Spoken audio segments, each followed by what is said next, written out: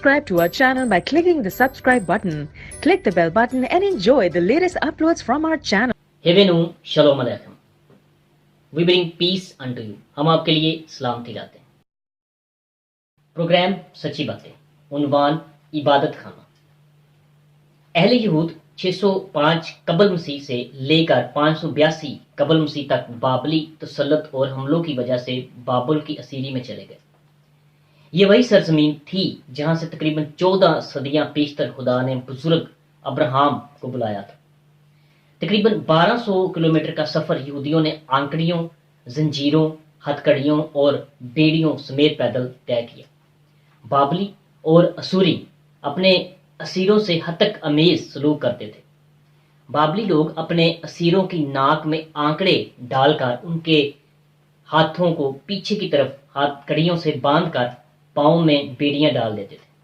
फिर एक जंजीर में कई कैदियों को बांधकर एक सिपाही के सुपुर्द कर दिया जाता था जो खुद किसी चीज पर सवार होता था। ऐसी सजा का मतलब उनकी तौहीन करना था। दानियेल, हननिया, मीसाइल और उजरिया जैसे शहजादे और यहू यकीन और सिदकिया जैसे बादशाह इस तरह जिल्लत की हालत से गुजरे। यर्मिया नबी को भी इसी हालत से दो चार होना पड़ा और हिजकियेल भी ऐसे ही बाबुल पहुंचा होगा। नबूकदनेस्सर ने रोशन ज़मीर नौजवानों मसलन दानियेल, हननिया, मीसाइल और उजरिया वगैरह को अपने लिए चुन लिया और उनके नाम तब्दील करके अपनी सल्तनत में आला मुकाम बख्शा। दानियेल को बाबुल के तमाम हकीमों पर सरफराज किया गया। नबूकदनेस्सर के बाबुल से गैर हाजिर होने की सूरत में अबूरी अरसे के लिए दानियेल बाबुल का हुक्मरान होता था। जब शाह फारस खोरस ने फरमान जारी किया कि असीर अपने अपने मुल्क वापस जा सकते हैं तो बहुत से यहूदी अपने आबाई वतन में वापस आने के लिए तैयार ना थे। लेकिन जो वापस आए उनके पास दौलत, सोना, चांदी और गुलाम थे। असीरी के दौरान वो रूहानी और दीनी लिहाज से भी अपने आप को जिंदा रखने की कोशिश करते रहे। अगरचे बाबुल का माहौल बुत परस्ताना था तो भी दानियेल और उसके रफीकों ने तौहीद परस्ती का दामन ना छोड़ा और ना इस माहौल से किसी तरह का समझौता किया। दानियेल सुलेमान की दुआ के मुताबिक यरूशलेम की तरफ मुंह करके अपनी जान की परवाह किए बगैर दुआ करता रहा।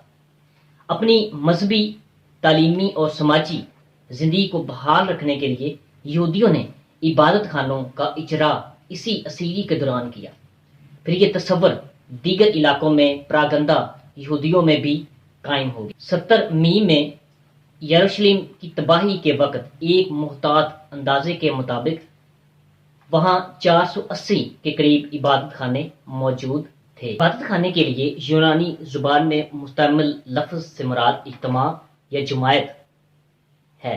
रफ्ता रफ्ता ये लफ्ज ऐसे मुकामात के लिए इस्तेमाल होने लगा जहां इज्तिमा फराहम होते थे। जदीद दौर में अंग्रेजी लफ्ज चर्च भी इसी तरह इस्तेमाल होता है। शुरू में ये लफ्ज कलीसिया के मायनों में इस्तेमाल किया जाता था। फिर ये उन मुकामात के लिए भी इस्तेमाल होने लगा जहां कलीसिया इबादत के लिए जमा होती थी।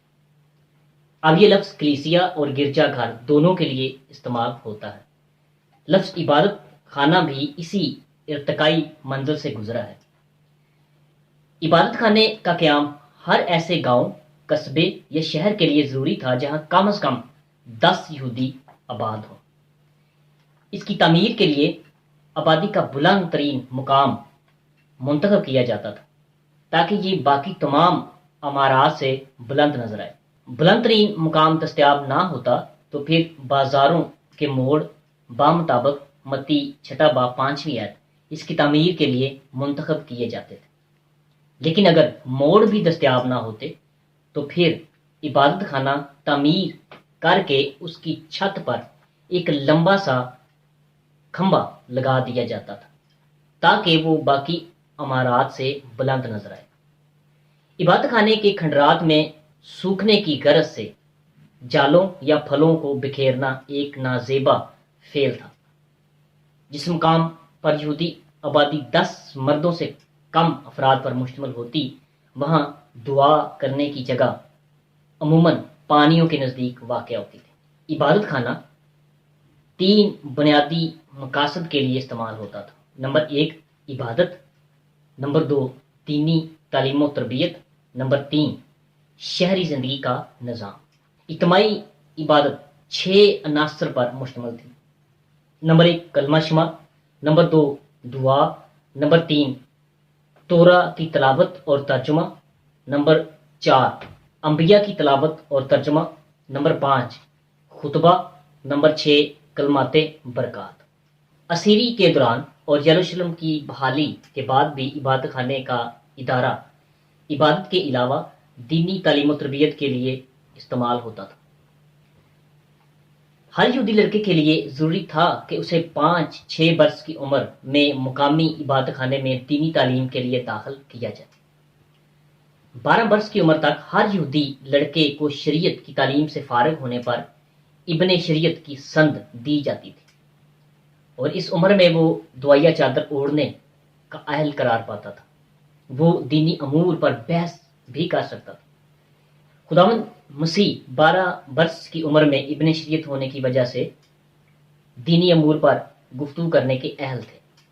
یاد رہے کہ ہر یہودی لڑکے کے لیے ابن شریعت ہونا لازمی امر تھا۔ شہری زندگی کا نظام، دینی اور تعلیمی امور کے علاوہ عبادت خانے شہری زندگی کا نظام چلانے کے لیے بھی استعمال ہوتے تھے۔ سیاسی طور پر یہ عبادت خانے ہر ملک کے آئین کے ماتحت ہوتے تھے، مگر ان کا انتظام یہودی بزرگ یا سردار چلاتے تھے۔ عبادت خانے کے امور میں عملاً وہی حکومت کرتے تھے۔ سماجی امور سے متعلقہ فیصلہ جات اس ادارے کا کردار بڑی اہمیت کا حامل تھا۔ عبادت خانے کا عملہ 4 افراد پر مشتمل تھا۔ نمبر 1 سردار، نمبر 2 خادم، نمبر 3 خیرات کا اہتمام کرنے والا، نمبر 4 مترجم۔ ہم نتیجے کے طور پر کہہ سکتے ہیں کہ اسیری کا آغاز اور ابتدائی سال اگرچہ بہت مشکل تھے، لیکن بعد میں انہیں بابل میں کافی حد تک مذہبی، سیاسی، معاشی اور سماجی آزادی حاصل تھی۔